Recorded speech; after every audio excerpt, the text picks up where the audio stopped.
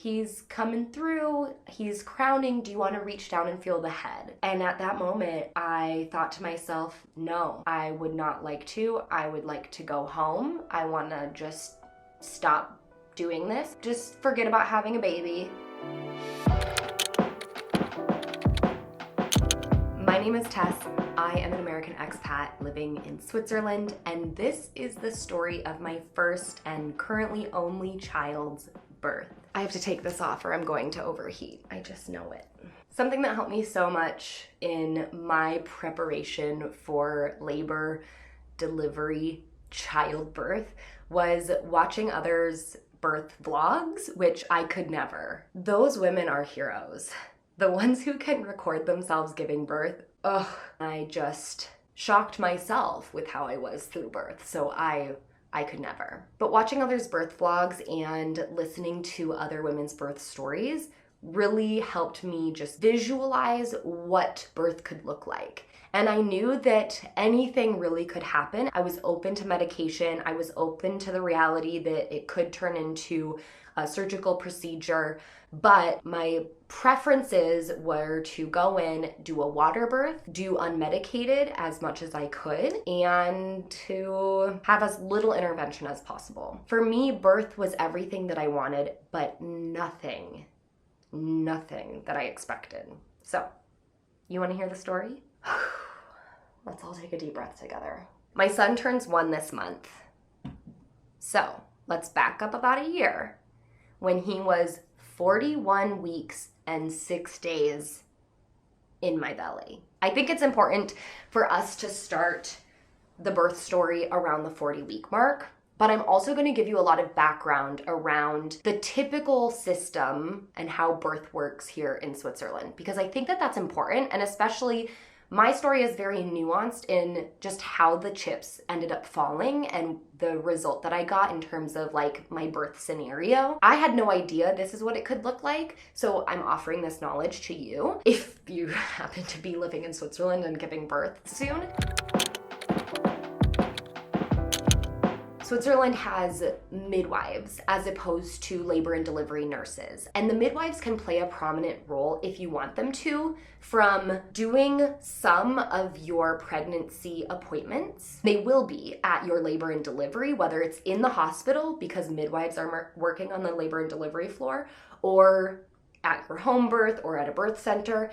And they also will do your aftercare. And this is something that the basic level of Swiss health insurance covers is 8 weeks of aftercare visits from a midwife, whether it's at home or you go to a birth center or you go to the hospital. Your baby and you will get checkups with midwives for 8 weeks, and they're gonna weigh your baby and assess and answer any questions that you might have, because like, I can't even believe that especially in the US, you just get sent home with a brand new baby and you might have no idea what to do with it. So all of that is important to note just as a general fact, but also for my story and how, again, the chips sort of fell into place in terms of what my birth was set up to look like and how it ended up actually being. So they recommend that you find your aftercare midwife quite early in the process, unless you're planning to just take your baby back to the hospital for their checkups. I knew I wanted to take advantage of this benefit, so I started looking for my aftercare midwife around maybe the start of the 2nd trimester. They only have a certain amount of people they can take on, and they do book up really far in advance because people know they're pregnant 9 to 10 months out. So the first midwife we actually had come over to do a little informational interview ended up mentioning that she was an on-call midwife that had a contract at our hospital that I had chosen to give birth at, and that she could actually be on call for my birth and be the one who's there throughout the labor and delivery of our child. My OB is at a private clinic, and although this clinic does have some doctors who have contracts with hospitals and can be at the birth, you have to have a certain level of hospital insurance coverage to have that be covered, to have your OB of your choice at your birth. you do have the option, if you don't have this level of insurance, to pay out of pocket. For me, it wasn't a big deal to have my particular OB at my birth. And I also didn't think it was important to have like a specific midwife at my birth. I just figured everyone is competent at the hospital. The midwives do this all the time. The doctors there do this all the time. Let's just get the baby out how it's gonna come out. But in this moment, when my midwife was like, hey, this is something that, you know, I can do because I just happen to have this working arrangement, let me know if you want to do it. I was like, oh, well, that's interesting. She said, it's also potentially covered by your supplementary insurance. Otherwise, it's about 1,000 francs out of pocket. So either way, it was like, okay, this is probably something we're willing to do. And the major bonus for me was actually having the chance to have her come over to our house when labor had started to really pick up, because I wanted to labor at home for as long as possible before going to the hospital. So I liked the idea of her potentially coming to our house to labor and then be the one, because I didn't know what I was gonna do, be the one to make the decision of, okay, it's time to go to the hospital now. So we looked into it, and our insurance, we do have the supplementary insurance that does cover this. So we were like, yeah, why not? It sounds kind of like a no-brainer anyway. So we ended up deciding that we would do that. And along with that, because I went overdue, she was also able to be at my 40-week plus OB appointments that ended up being at the hospital. So that's, I guess, a little bit of like pre-information about what my birth would be looking like. So I had my last appointment with my regular doctor, my regular OB, at 37 weeks. And then she said, okay, I will see you 6 weeks after you give birth. Good luck. Godspeed. And she said, if you haven't given birth yet, by 40 weeks, you'll need to make an appointment at the hospital and start going to the clinic there for all of your appointments moving forward. I was ready to give birth at 38 weeks. I had it in my mind that I was going early. I was doing all the things to induce labor around that time. I was on YouTube, I was doing the miles circuit, doing the meditations and the induction yoga. I was doing the dates, I was drinking the tea. You name it, I was trying it. The only thing I didn't do was the castor oil, because I wasn't ready for something like that. Castor oil is kind of this like old wives' tale concoction. A lot of people will like make a special blend of it, like a drink. I don't know what it is actually. You could probably Google it. But a lot of these induction videos, like that was like, and if all else fails, try this old wives' tale concoction. And I was like, sounds a little intense, so I'll pass on that one. But I tried everything else, and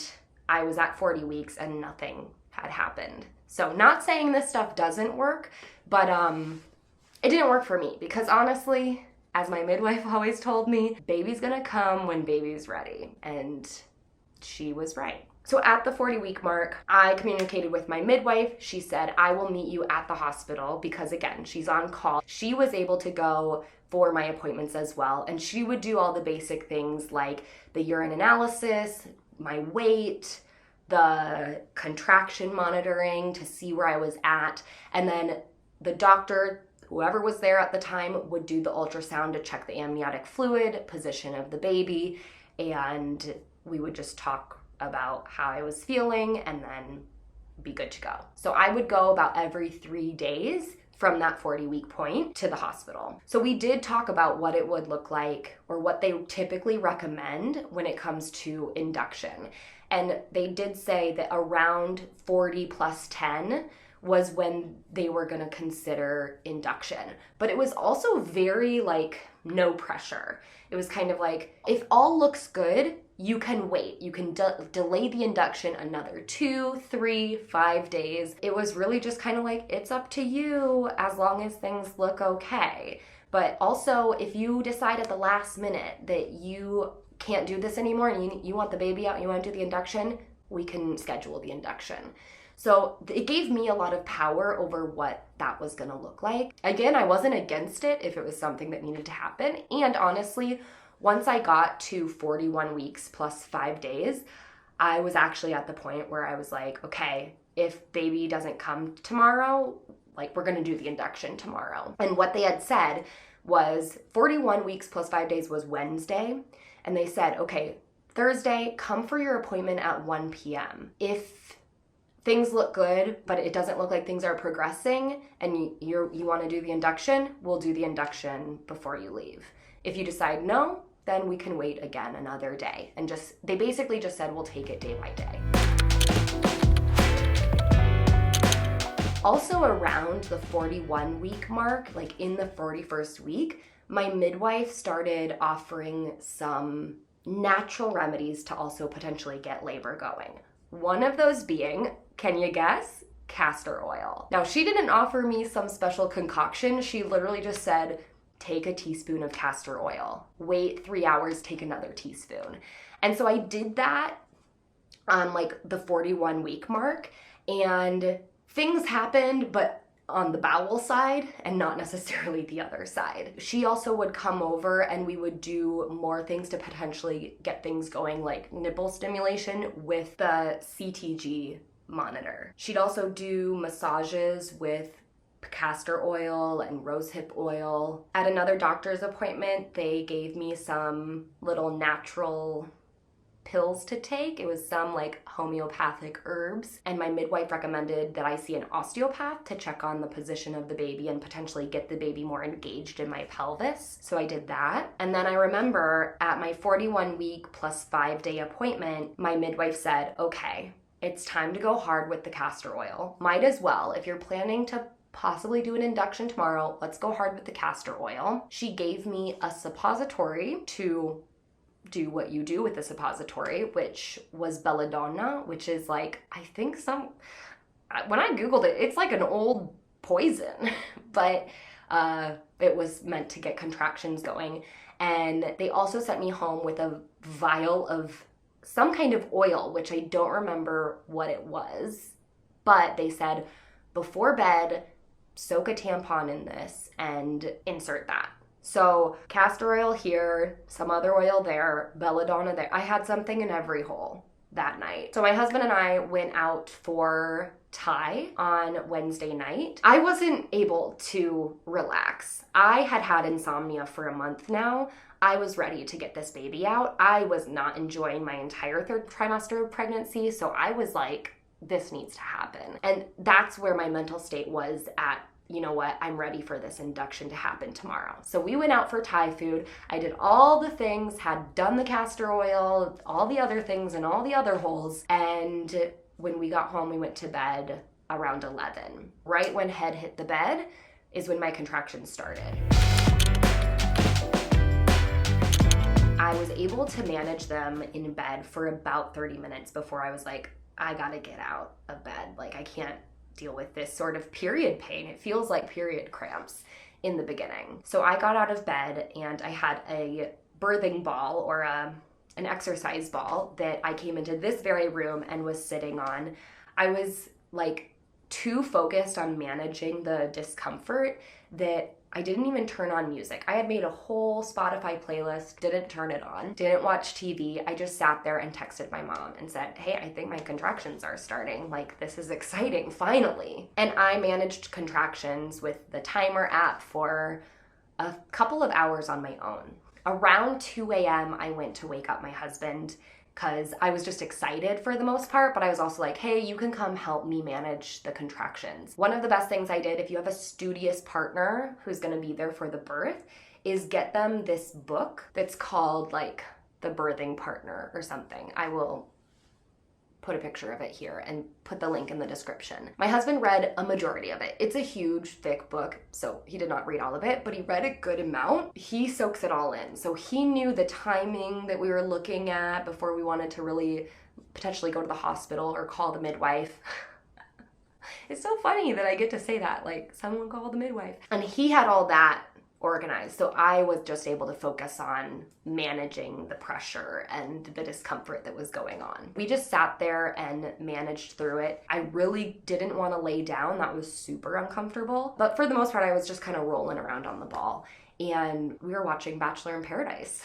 at 2 in the morning. Right around 3:30, things had picked up enough. My contractions were a minute long and like 2 to 3 minutes apart. We called my midwife because we didn't know if it was time to go to the hospital or not. I had no idea. So we called her and she was kind of like, well, how do you feel? And she said, okay, you know what? I'll just come over and we'll go from there. So she came over around 4 in the morning, benefits of an on-call midwife, right? And we continued to manage contractions for another hour and a half to 2 hours at home. She had me lay down to get them going and make them more intense, but then she was massaging me. My husband and her were helping me with the breathing that she had taught me to do to manage the contractions.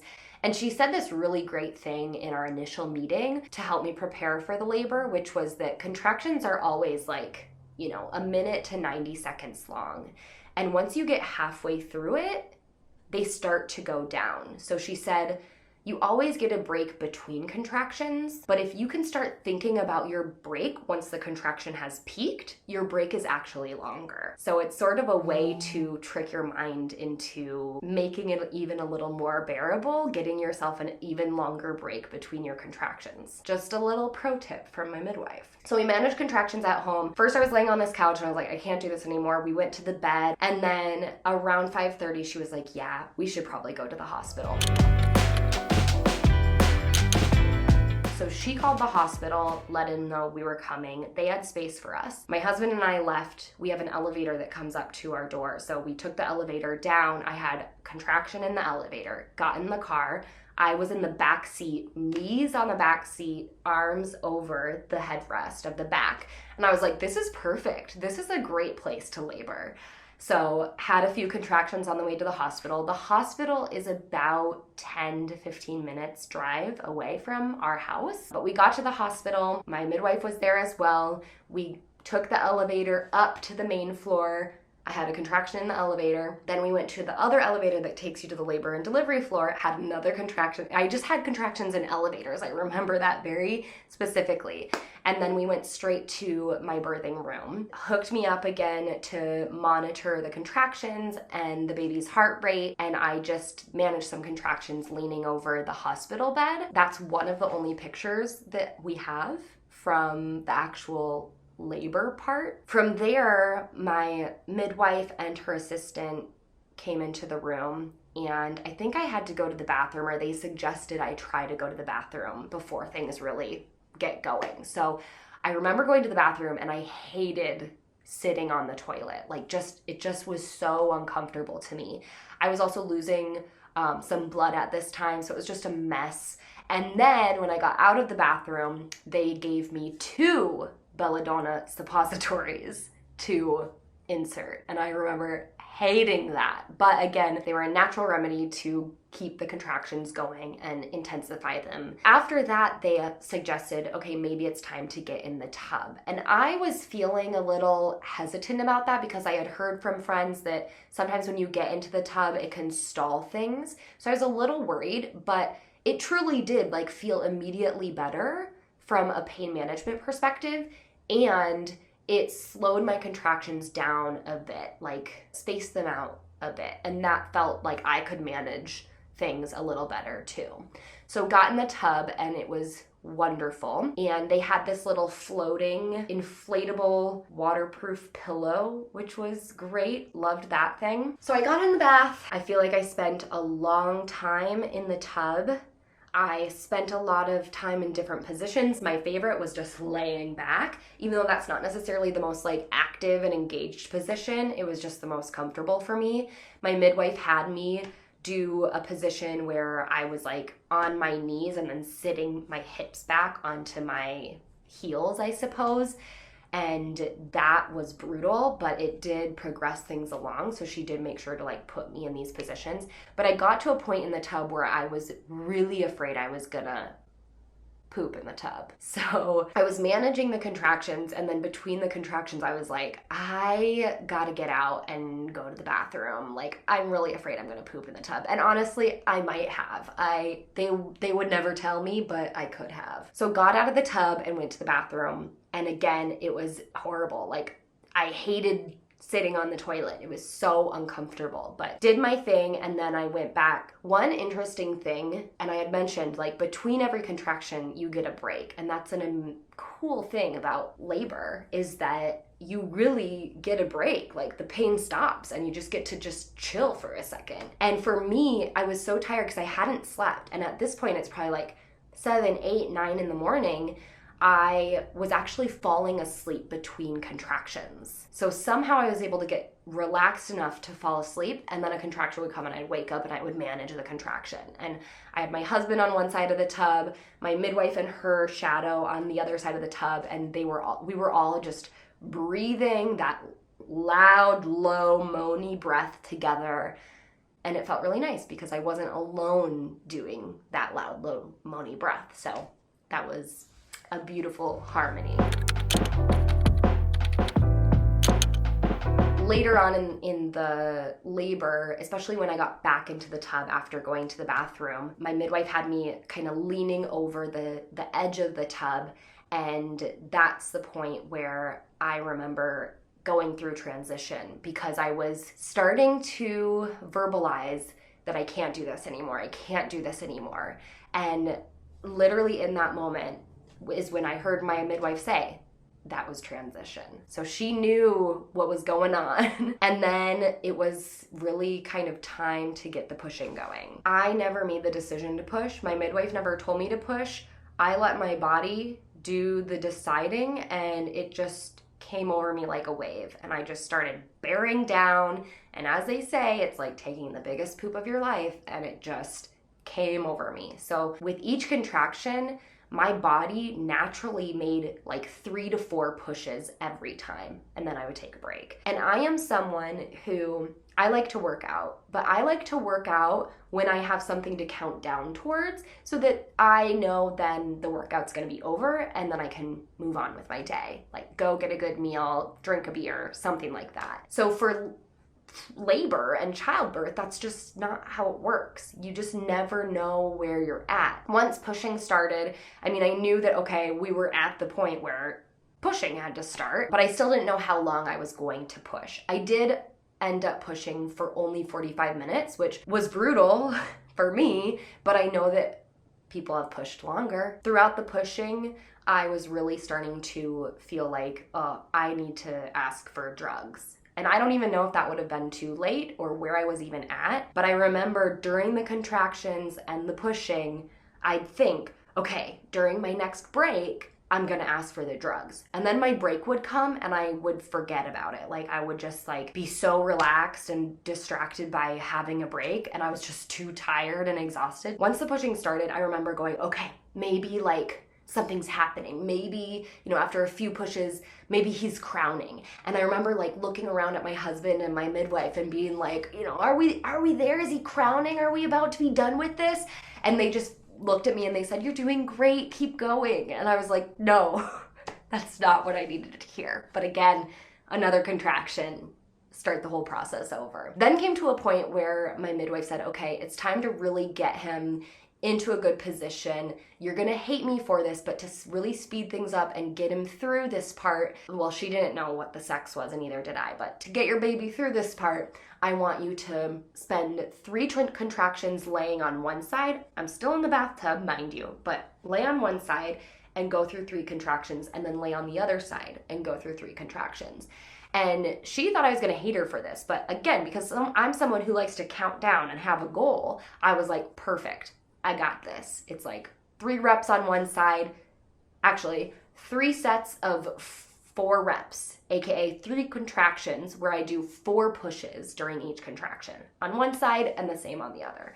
So I went on my left, my husband's over there, and I go through the 3 contractions, pushing 3 to 4 times per contraction on my left side. During one of those, I remember finishing a push and then going, this sucks, to my husband, and he thought that was so funny, but that's really how I felt in the moment. Then I turned to my right side and I did my 3 contractions with my 4 pushes per contraction, but I remember one contraction where I didn't get enough pushes in. And when you're working out, maybe you don't, maybe you're not like this, but for me, when I'm working out and like maybe I cut myself short or something happens or I'm not sure, maybe I miscounted, I just add another set or like another extra rep to try to like make it count or whatever. That's what my mind did. My mind was like, okay, I got to do one extra contraction to get my full pushes in, which is just a funny way to think about childbirth. But I did it on that side, and then I ended up just staying on that side, continuing to go through the pushing, really verbalizing, and like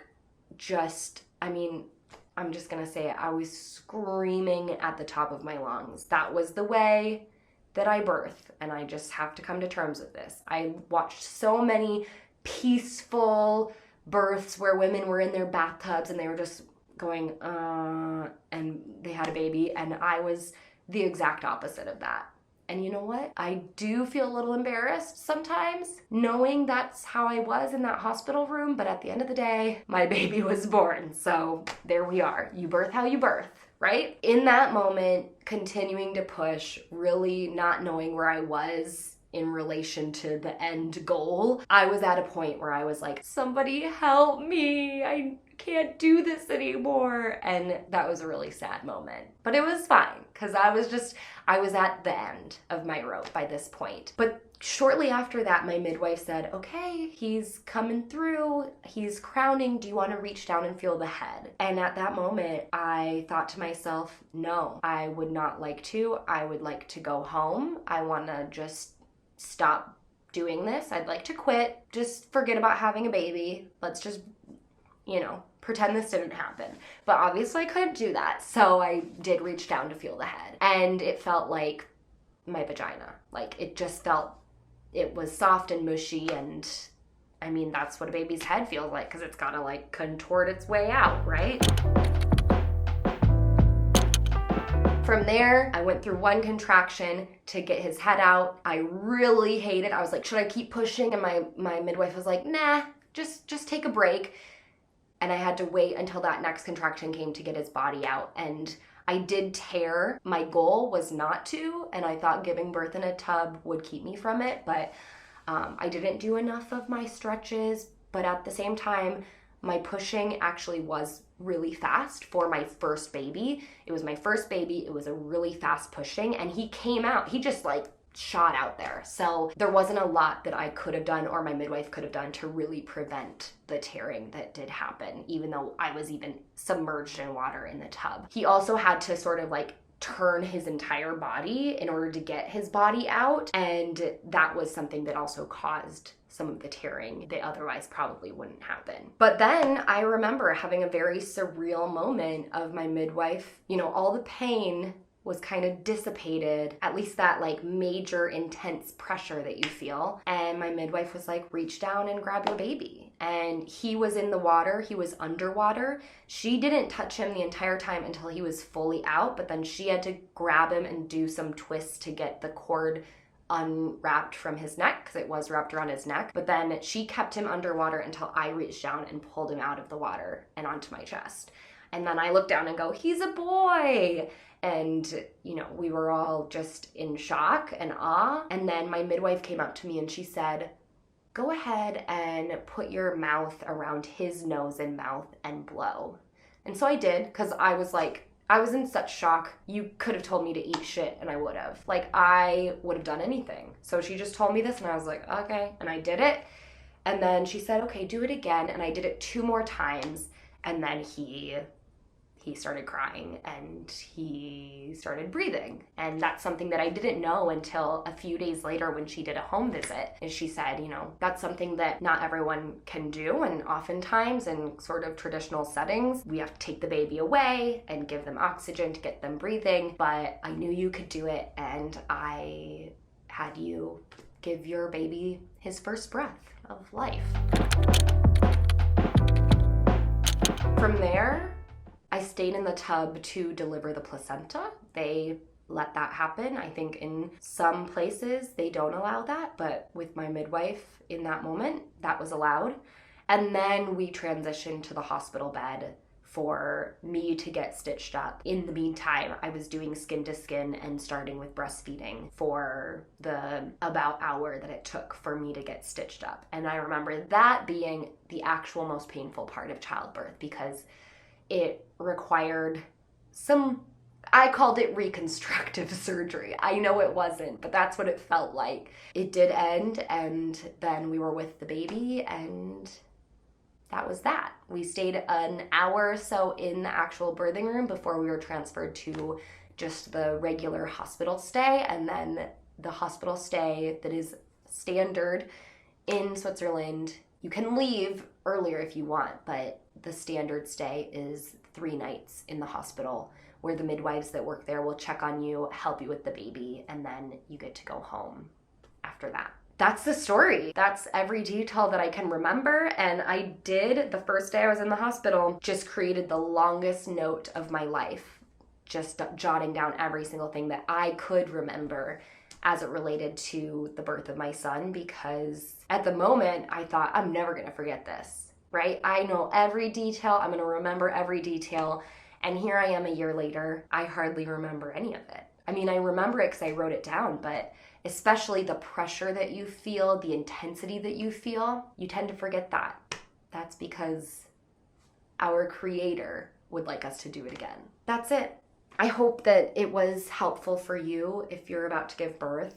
I know it's not like the most peaceful, beautiful, natural story, but it's my story. And it's a story of an expat in Switzerland and the Swiss system. And I'd love to hear kind of what stood out to you the most, or what questions you have.